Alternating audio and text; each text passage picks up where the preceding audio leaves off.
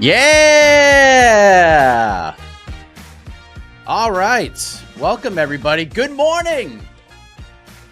Hope you're all doing fantastic on this Saturday. UFC 321 kicking off in 43 minutes from right now. And that is why we're here. We're getting you ready to go. We're getting you excited for the return of Tom Aspinall defending the heavyweight title for the first time, the actual heavyweight title, against Ciryl Gane in probably his last chance to fight for said title.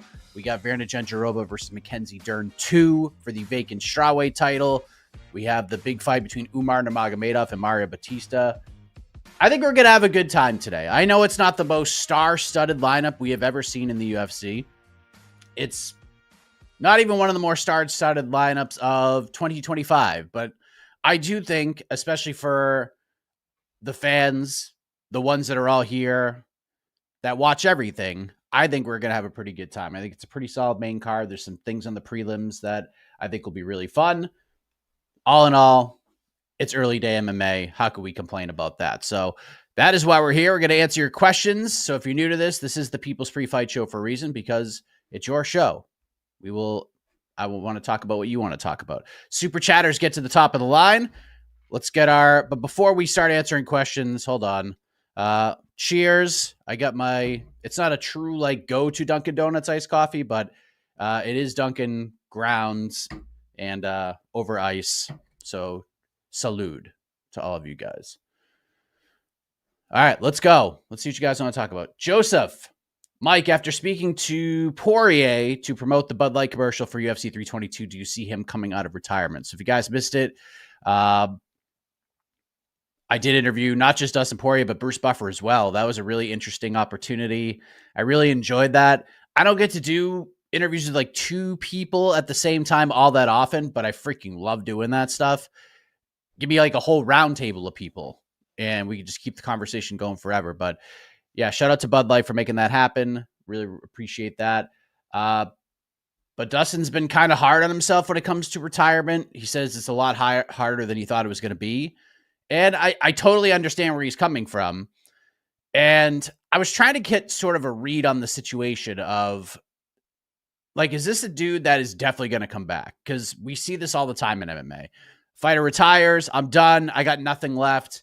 And then, just look at freaking Jalen Turner. Jalen Turner was in March, I'm done. And it didn't even take him we didn't even turn the calendar to 2026 and he's already back in a fight. That's how quickly things can change in the sport. We've seen dudes retire 3 or 4 times and come immediately back or go to another combat sport. But Dustin's answer when I asked him, could you come back? Could it happen? And he did say never. But to me, that sounded like the other thing that really stood out was look at what the UFC did for me to set this entire thing up. They built this entire card around me. It couldn't have gotten any better. It's almost like an injustice for me to come back after everything that the UFC did and ESPN did, producing all those vignettes, which is really, really cool. And I completely agree with him. So long story short, do I see him coming out of retirement to fight in the UFC again? No. I think that ship has sailed. I think he's made promises, and I don't think he wants to overstay his welcome from that aspect of things. I do think, however, the UFC is doing the Zuffa boxing thing and all that stuff, and I know it's got to be what it's got to be.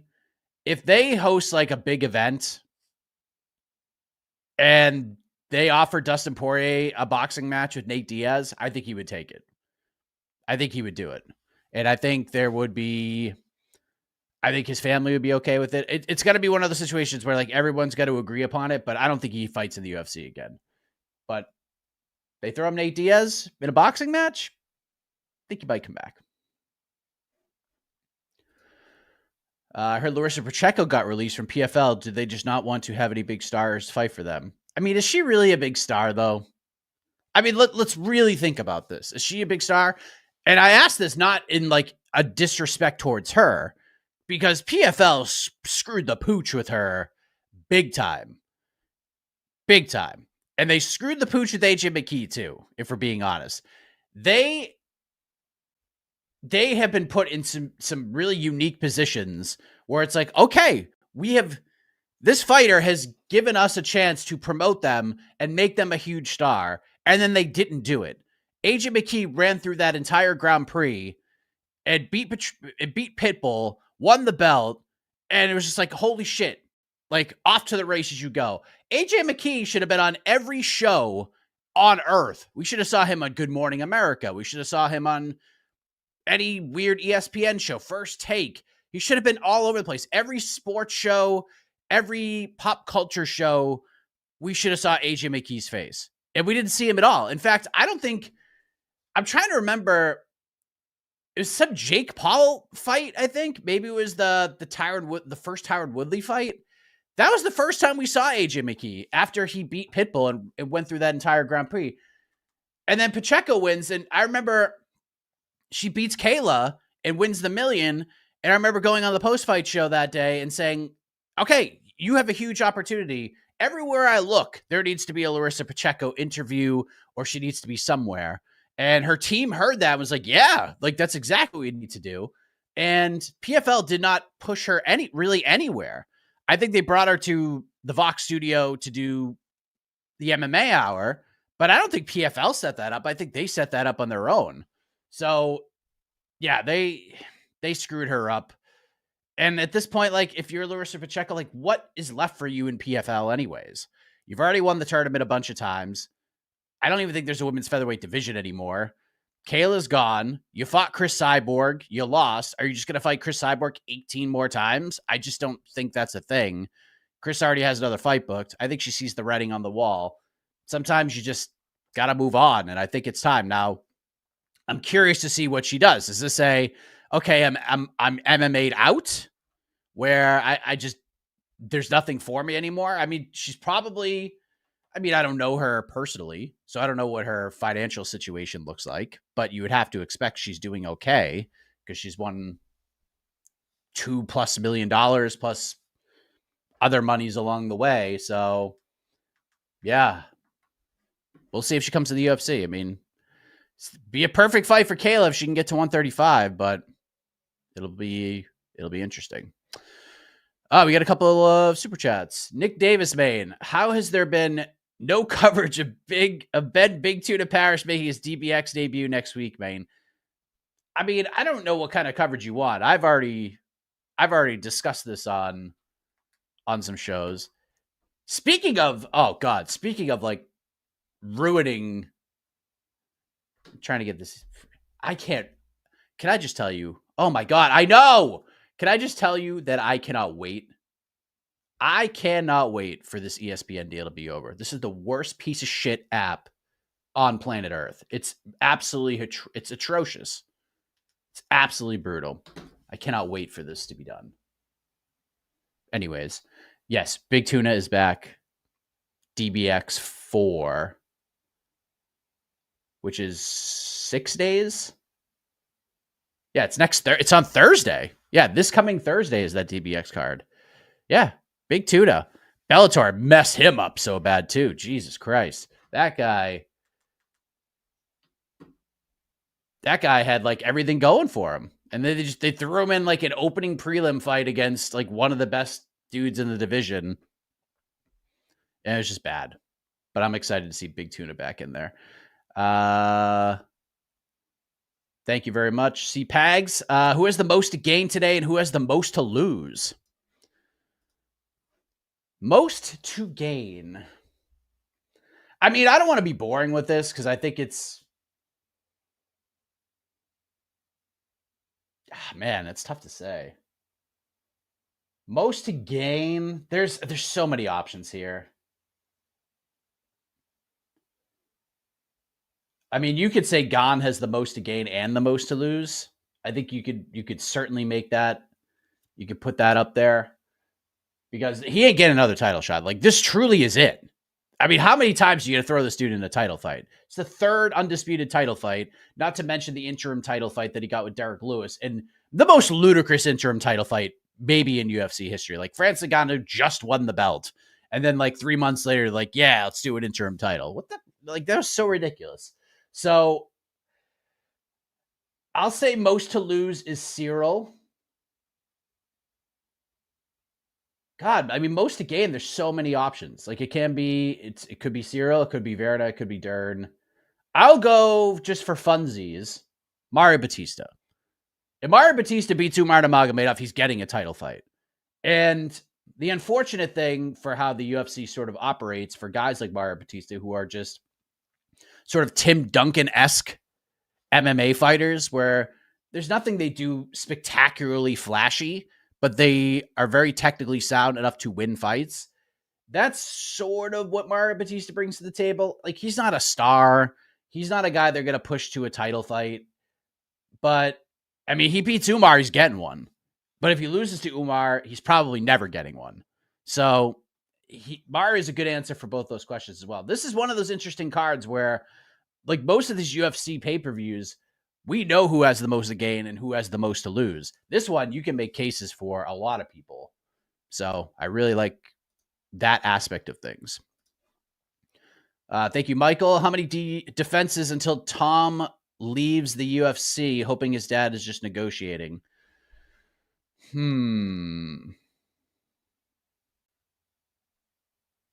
So I think from what I've seen, Tom, I think has 3 fights left on his deal. I don't know. I think it'll be like 5. 3 to 5. I think it's probably negotiation tactics to some extent, but I think if his dad had his druthers, Tom would go to boxing after all this. You have to understand where his dad's coming from. He's watching his son in the prime of his athletic life in a division where he can reign for a decade if he wants to. Just sitting on the sidelines because the UFC is jerking him around or like kind of yanking his chain a little bit and trying to set this John Jones fight up that like anybody who could read between the tea leaves could see this fight wasn't happening. There's no chance that John Jones is going to fight Tom Aspinall. He just wasn't going to do it. The risk was not worth the reward. And again, I've said this a trillion times now. I don't blame John for that.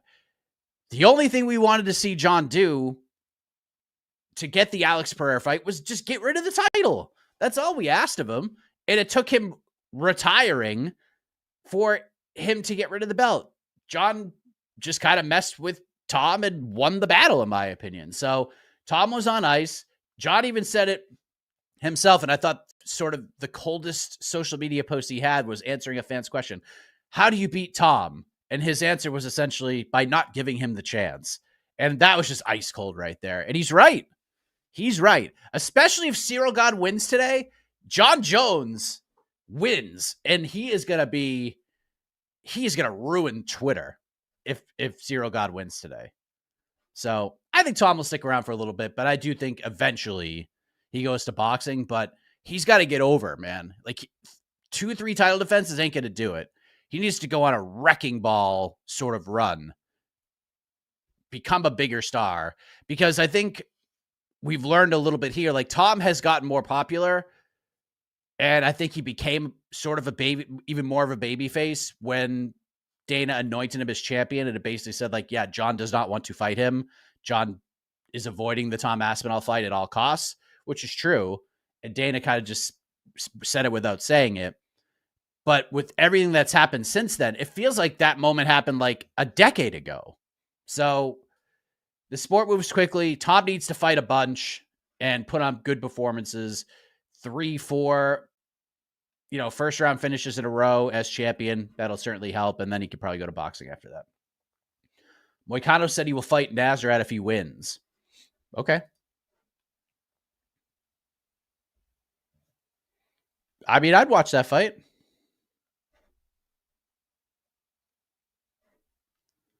I would absolutely watch that fight.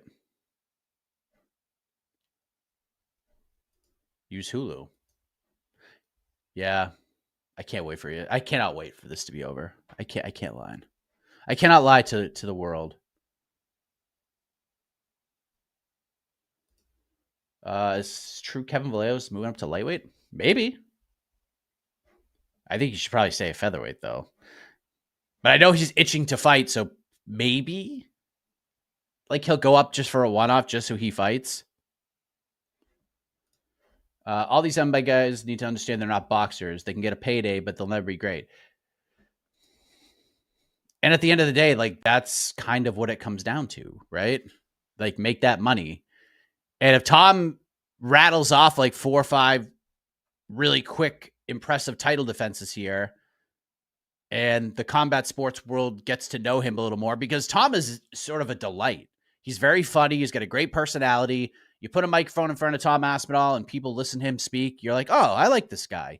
So he could cross over to the boxing world, no problem. But like, if you threw Tom Aspinall into the boxing world, like right this second, the boxing people, like the boxing fans for the most part, have no idea who he is.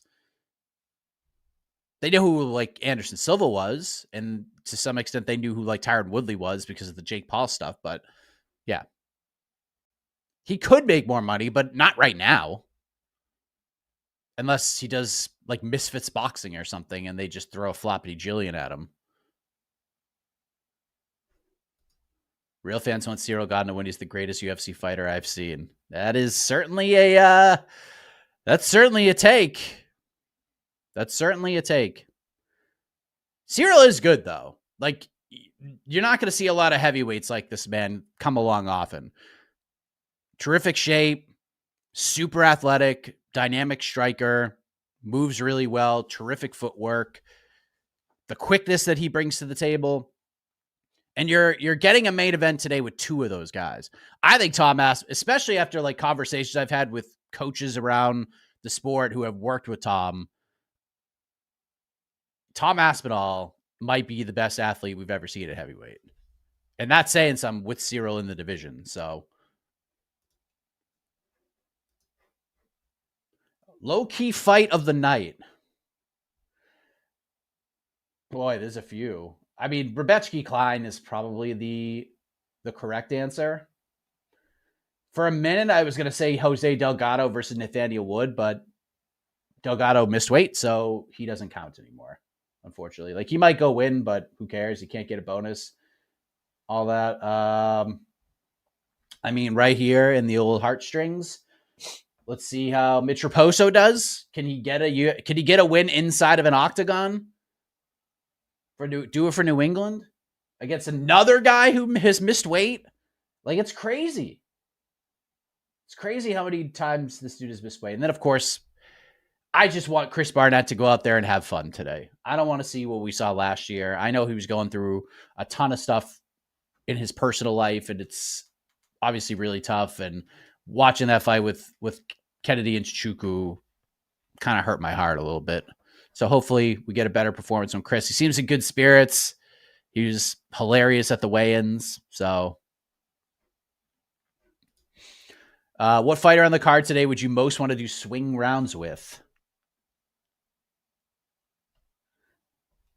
I mean, it's got to be Aspinall.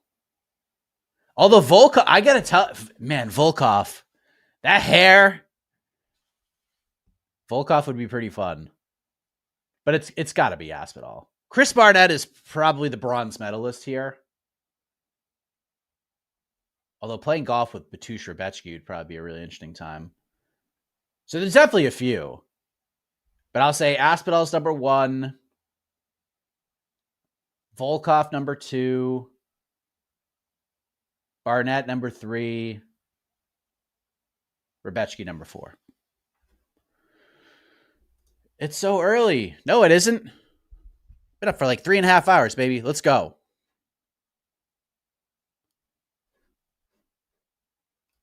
Aspinall has terrible boxing defense.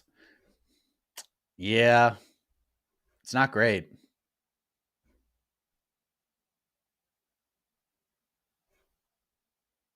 But he's been out for 14 months. So maybe that's what he's been working on. The roundtable thing you mentioned is a great idea. I know finance locations might be an issue, but if you could set up a studio at MMA Fighting and do some podcasts like that, would be amazing. I would love to do that.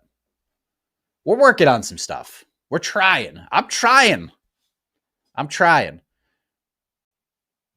We're trying to get the game show off and running. We released the first one. You can go check that out.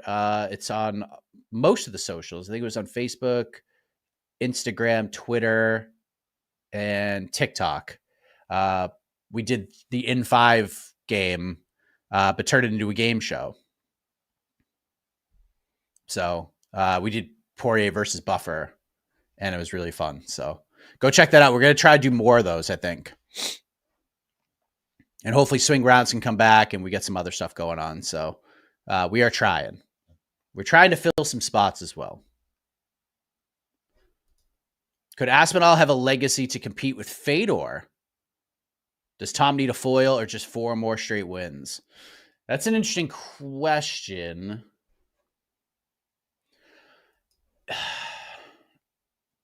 It's gonna be really tough. He's gonna have to rattle off like DJ numbers, I think, for especially the hardcore fan base to be like, yeah, that's the greatest heavyweight we've ever seen. Like he's gonna have to rattle off like 10 to 12 title defenses for that to happen. Because it's tough, right? This, especially in sports, we are very nostalgic with things. Like, perfect example, I was talking to somebody about this yesterday, that Tom Brady was clearly the guy for the New England Patriots. Like he came in after Drew Bledsoe almost got literally killed by Mo Lewis on the sidelines. And I was always a big Drew Bledsoe guy. Like, this is the guy, like, this dude saved our franchise. Like, there's no playoff runs. There's no Super Bowl against the Green Bay Packers. None of this is possible without them taking Drew Bledsoe. So I was very, like, all in on Drew Bledsoe. And then Tom Brady comes in, and he's winning all these games. He's just winning. And the whole time, like, it was me and one other guy that I played baseball with in college. And we're like, yeah, when Bledsoe's ready to come back, like, you have to put him in. He's Drew freaking Bledsoe. He's our guy. And Brady just kept winning. And they go into the playoffs, and the Snow Bowl game happens, and the Tuck Rule game happens, which I was there.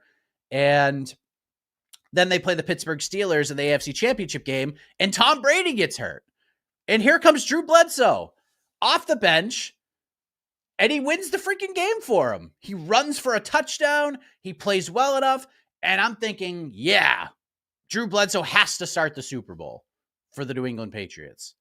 He obviously didn't. I was pissed. And then Tom Brady did what Tom Brady did. And I was like, yeah, Tom Brady was the guy all along. Accountability hand up into the sky. I was wrong. And that's just how we look at things from a nostalgic sports standpoint. And I think especially when it comes to a guy like Fedor, if you watched his run and the names he's beaten, he's the man. So it's going to be really tough for the majority of the MMA community to be like, yeah, Tom's better than Fedor. Long way around it, but we got there. We did. If long hair Volkov wins, he should become a new mythical fighter. Yep. What's next for the winner of Dern versus Virna? Baby Shark, maybe? No, come on. Really?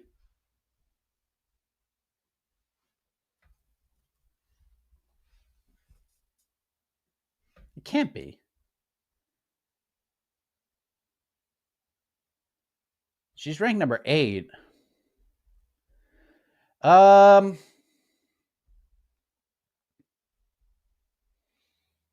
Man, this division is, boy, it's tough.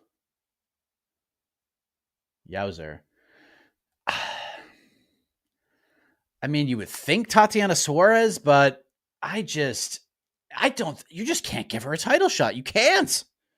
After that performance against Amanda Lemos, you cannot give her a title shot. There's no way. So I think what you do is I think you do Tatiana Suarez versus Lupi Godinez. I think that's the fight you make. Winner of that, as long as it's not the worst fight of the year, you could do that. Ricci, I mean, she had a good win in her last fight. She's 3-2 in her last 5. She lost to Lupi. She's lost to Yan Xiaonan. Splitty over Tisha. beat Angela Hill, and then she beat Amanda Hebos, who has not looked great in her last bunch of fights. She does have a winner against Jillian Robertson, who is on a roll right now. She has won 4 in a row. Jillian's fighting Yasmin Lucindo December 13th. So I think the winner of that fight is going to be in good spot. So yeah, strawweight needs help real bad right now. So I don't know, but I'll say Book Loopy versus Tatiana. Winner of that gets it. Early Otno if Tom wins. I mean, that's easy. It's whoever wins the Volkov Almeida fight. Although Derek Lewis should be there because it's just fun. Like, it's okay to have fun sometimes, especially in a division where there's like, it's just a mess.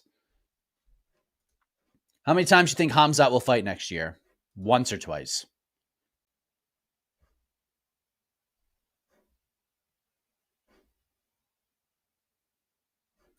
Appreciate that, Masters of the Universe Classic. We're having fun.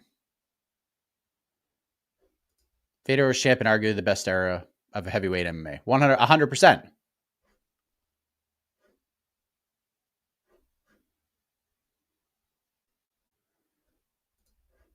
Who do you got for the first fight of the day?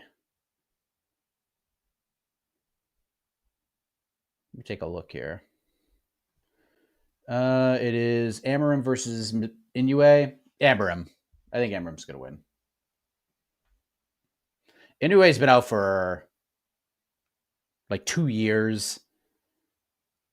She didn't look great against Amanda Lemos. Like her recent win is against Hannah Goldie, who's just not UFC level at this point. And Amarim's looked pretty good. She's looked pretty good. I think she wins. I'll say round 3 submission for Jacqueline Amarim. Yeah, 4 in a row, 4 finishes in a row. I think she gets 5 here. Can't believe it's been 4 years since Rakic last won. Yep. I think he's got a chance today. I really do. I don't often agree with Mr. Hot Take, but I'd love to see Joanna trounce the winner. Yeah, that was a great take from Jed, I got to say. And I would pick Joanna against either of these women right now as well, with a 100%.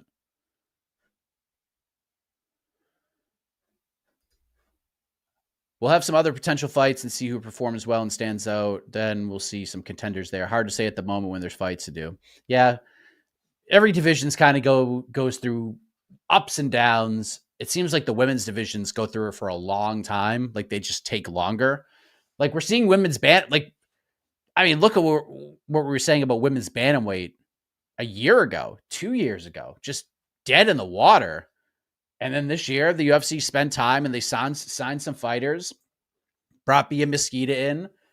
Melissa Croden's already got another fight booked after her win last weekend at UFC Vancouver. So looks like bantamweight's on the rise a little bit. And then flyweight obviously has a huge fight coming up with the belt on the line. But strawweight is just, it's the same old names. And it's just a division that needs a shot in the arm real bad. Will Heck of a Morning ever come back? I missed that show. I don't know. Again, almost impossible to do right now under this iteration because we just don't have. I can only be in so many places at once. You see the dog back there. Did you see they had Ulberg and Imavov on together at the Q&A? Yeah, and Usman. So we have like possibly the light heavyweight number 1 contender, the middleweight number 1 contender, and then Usman, who thinks he's the number 1 contender in 2 divisions, which is pretty wild.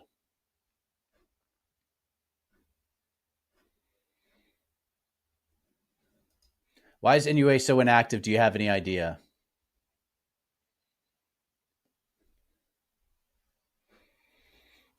I'm going to not say anything.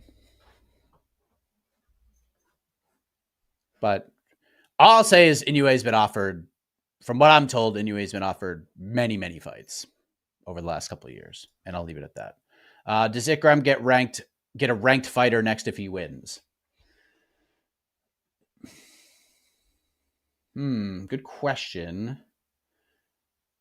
I'm pretty high on Ikram. Like, I've always been pretty high on him. I don't. The fact that that dude had a fight on Contender Series is like, it's why I don't think Contender Series is as great as it once was. Like, this dude should have been a straight signing. He was so good. He should have been a straight signing. Like, literally, his only loss prior to getting in the UFC was to freaking Khamzat Chimaev. And he, even to this day, Khamzat Chimaev says the toughest opponent of his career was spending 2 minutes and 26 seconds in a cage with Ikram Aliskerov. And that dude has been in some tough ones with Usman. He had that crazy fight with Gilbert Burns. And he still says that spending 2 minutes and 26 seconds in a cage with Ikram Aliskerov was his toughest fight. So Ikram's good.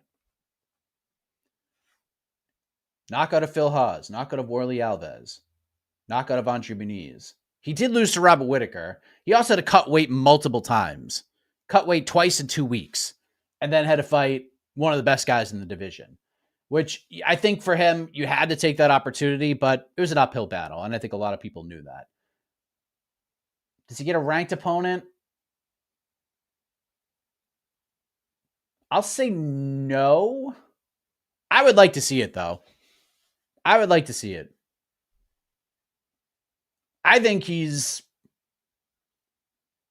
one of like the 15 best middleweights in the world. If he wins today, I will rank Ikram Aliskerov. Do I have him ranked already?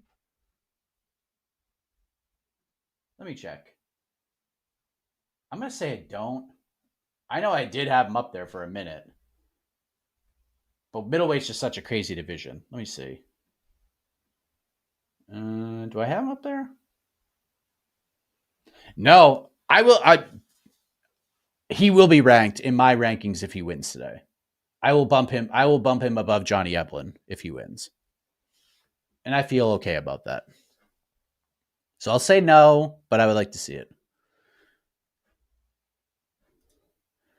Do you think Barnett's a little injury prone? Was his hamstring that was hurt before? He's a big guy too, so I do wonder if it's a concern or not at the moment. I think there's a lot of things that was going on with Chris. Pre-fight show not on a 9:45 is crazy. It sure is. Just notice Mike's dog, well behaved. He's the best. Shiloh is the best. Marty's being delusional and ducking Bilal. He thinks he's getting a title shot. Usman might get super lucky here, honestly. But I said this on the preview show yesterday. I think pound for pound, the dude who has like mismanaged his career in the worst way has been Kamaru Usman. Like, it's just wild.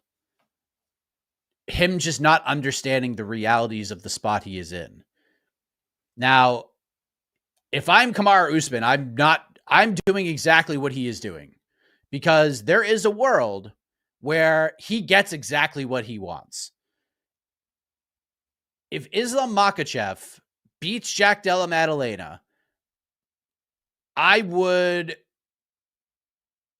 be stunned if he's going to continue fighting, if he does not retire after winning that title. I will be stunned if he does not call for Kamaru Usman, because we know who manages both guys. I have a feeling it's probably, and I don't know this, I'm just guessing. I would guess a conversation has already been had. Hey, how do we get Usman into this spot? Well, let's have Islam call him out, and we're going to give Islam what he wants. If JDM wins, Kamaru Usman's screwed. He is absolutely hosed. And even if like Islam wins, like there's no guarantee they go to Kamaru. He has one win in his last like 4 years, and it was to Joaquin Buckley. And no disrespect to Joaquin Buckley, like he was on a nice little run, but he beat Joaquin Buckley. He has not done over the past 3-4 years what Brady has done, what Gary has done, what Bilal has done. He just hasn't. And I do kind of like the let's just piss Bilal off by not fighting him thing. That works to some degree. But I don't know. His reasoning behind it, he's just. There was a time where I thought Kamaru Usman was like one of the sharpest dudes in the sport. Like, I always said, like, he'd be a great color commentator. He'd be a terrific desk analyst. And, you know, even when they were doing those wacky US Eagle FC shows, I mean, maybe it was like the cheerleader effect when Usman was doing the broadcast, because it was Chael, Yowzer, and then it was Cejudo, who may be the worst color commentator in the history of the sport. And then when Usman came in, like, it was a breath of fresh air. So maybe it was just like sort of the cheerleader effect with the broadcasting with Usman. But golly, I don't understand like where he's coming from. Just feeling like I have to be next. I have to fight for the belt.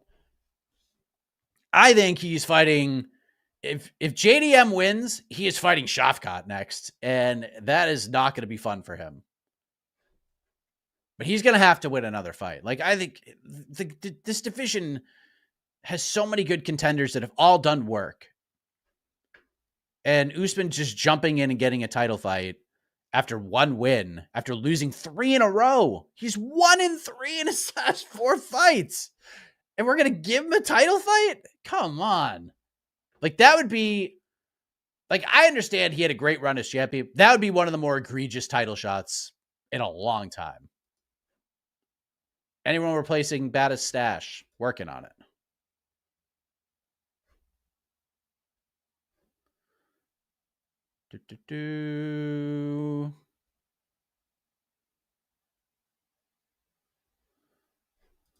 Umar is going to come out and immediately start grappling. He should.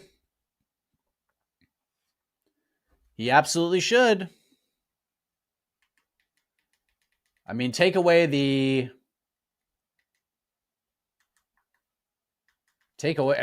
Batista's like best chance to win. Batista is not he's not a great defensive wrestler. He is very easy to take down. And I believe Umar is going to, he's just going to go tackle him. But now that Dana kind of put this extra pressure on him, like, do something fun and maybe you'll get a title shot. If he goes in and just tackles, that may not be enough. Thoughts on Nixick going from coach of the year to not hearing a single interview? I just talked. When was the last time I talked to Eric? It was a couple months ago. I'll have to get him back. I'll have to get him back on. I interviewed him right after those clips kind of got taken out of context of Nixick was doing an interview with Dan Tom, and Nixick said something about maybe Ngannou would want to come back to the UFC, and it turned into like, oh, Eric Nixick said Francis is coming back. He's coming back. And because that's the fucking world we live in right now, where everyone just takes things out of context and posts it on social media just to make money off of it, even though it's not remotely true. Yeah, that was a few months ago. So I'll have to get him back on. So he actually, I don't know if you guys saw this, but Nixick flew to Abu Dhabi because he was going to corner Camilo for his fight with Al-Zawadi. So freaking Nixick flew all the way to Abu Dhabi. By the time he got to Abu Dhabi went through customs. He found out the fight was off. So he had to get back on a plane and flew all the way back to freaking Vegas. And now he's going to corner Kai Kamaka for his fight with Diego Brandao.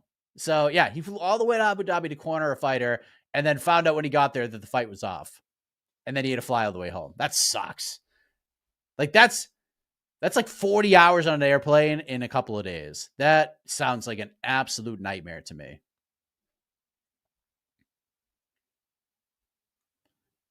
Bing Rip o'clock. Kevin Holland knocked out Joaquin Buckley. Yeah, but that was Buckley's first fight and took it on super short notice.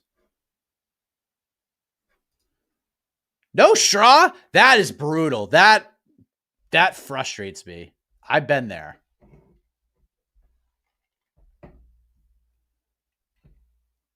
Cheerleader effect. Yeah. Shout out to How I Met Your Mother.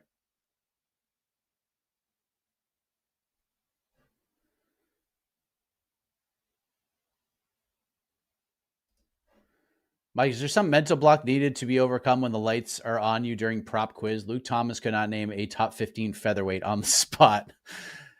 I don't know. It's like I've done the show twice. I mean, I put an absolute beating on Jed. And like that was a good round. Like I just felt like I picked the right categories.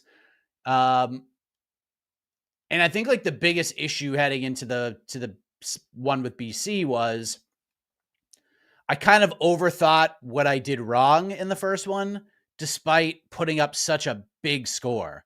Like I got some tough ones right, and I knew them like pretty quickly. But what I focused on the ones I got wrong. It wasn't like, oh, you got 3,600 points or whatever. It was, damn it, I missed those 5 questions because I overthought things. And then I went to the BC thing and I overthought things like 10 times more. So you just got to go in there and just loosey goosey and have a good time. But let's be honest. There ain't a soul on planet Earth that is beating Jose Youngs in that game. It's just not going to happen. Ask Mike Bond, because Jose. I mean, that was an epic trouncing. Like you thought me beating Jed was a trounce. Jose stomping a mud hole in Mike Bond. Like, how do you even go back on that show after that? So, but Jose's the GOAT. Like, no one's beaten. He, like I said yesterday on the preview show, he's the Ken Jennings of prop quiz. All right, we got a couple more questions that we got to get on out of here. Early performance bonus predictions, Mike. I think I'm going to go with Aspinall and Umar for performance bonuses, and we get a sleeper fight of the night bout between Klein and Matouche. I don't think that'd be a sleeper fight of the night. I think a lot of people feel like there's a real good chance that Rebetsky and Klein is the fight of the night. Let me pull up my picks. Do I want to give that stuff? Do I want to do that now?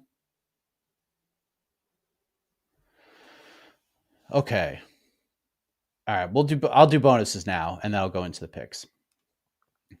I will go. I'm going Aspinall for sure. I will go Ikram Aliskerov.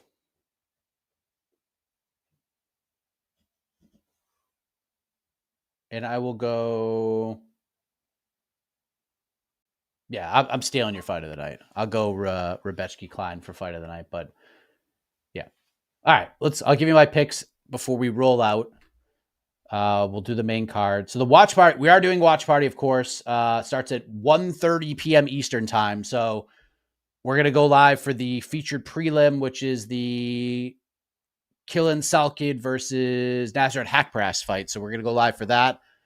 It'll be nice to like go live and actually watch a full fight. It's going to be great because normally the featured prelims are Attaba Gauthier versus Robert Valentin, and it ends in 30 seconds. So I think we're going to get 15 minutes in the best division of the sport with 2 guys who are on a roll. And I think that's a great fight. That could be fight of the night too. It's there's a chance that that's fight of the night. But Rakic versus Akanov could be really good too. But I'm sticking by it.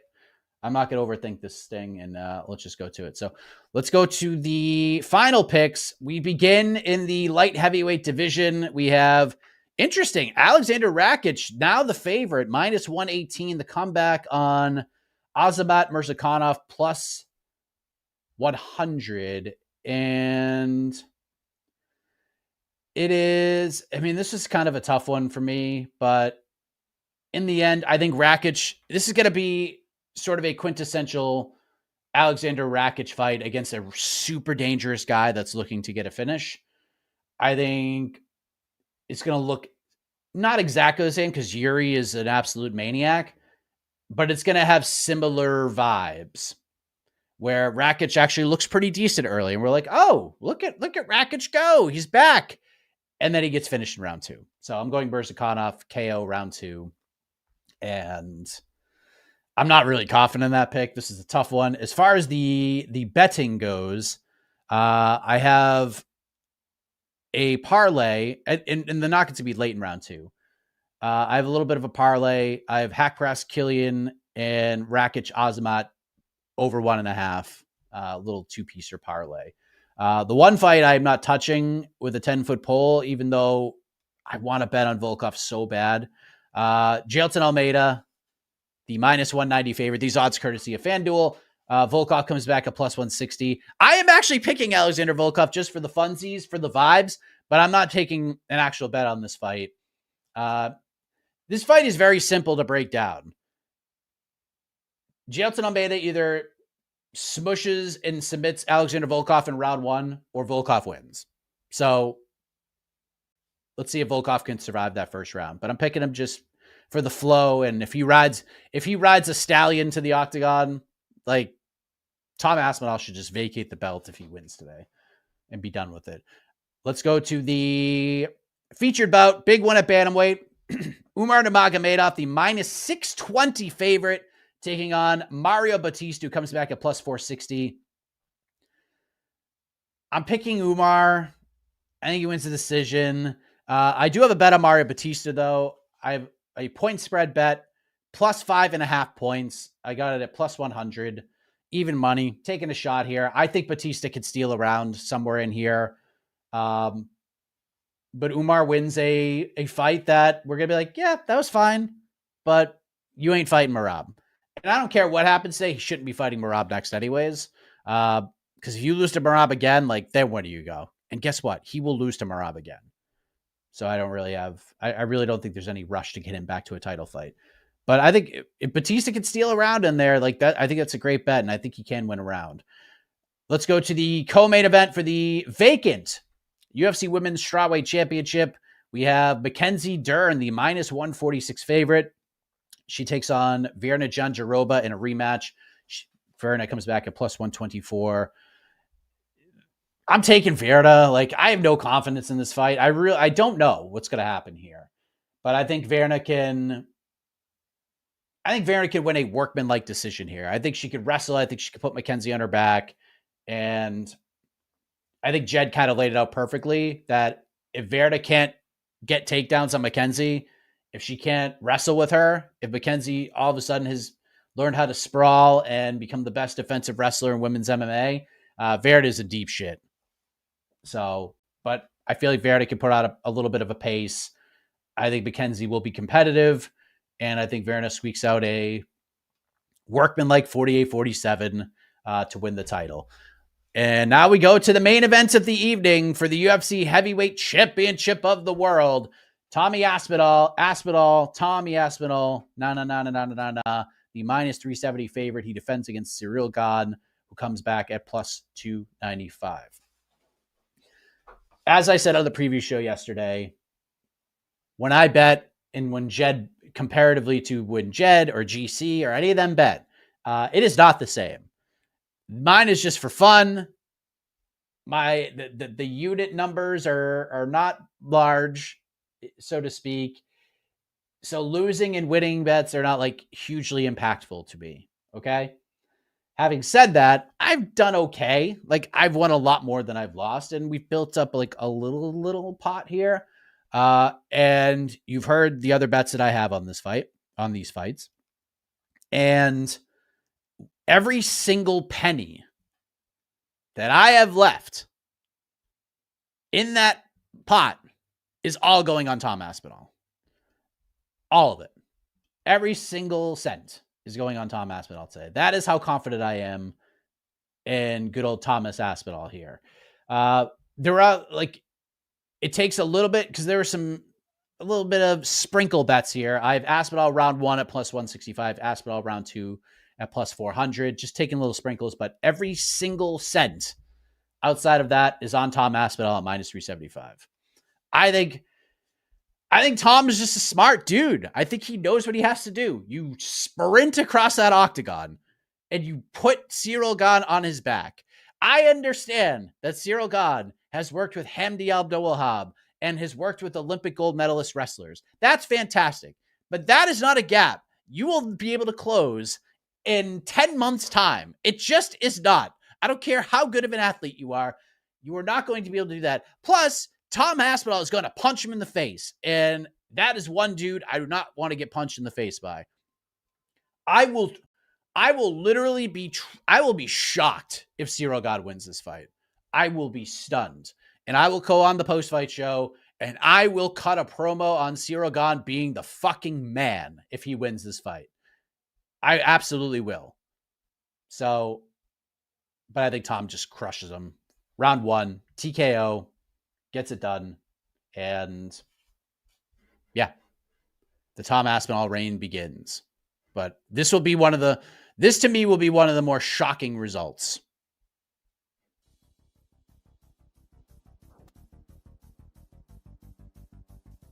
If it happens. If Ciryl Gane wins, I will be stunned. That's it. All right. Fights are on. I want you guys to have a good time. Enjoy. Drink some coffee. Have some breakfast. Chill out. Get on the couch early and often. And let's enjoy.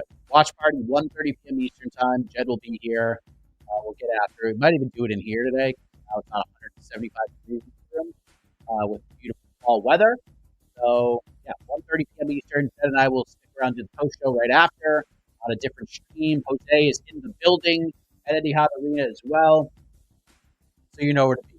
MMAfighting.com, perfect website, place to be. For me, I am me. See you later on. Enjoy the fights, everyone.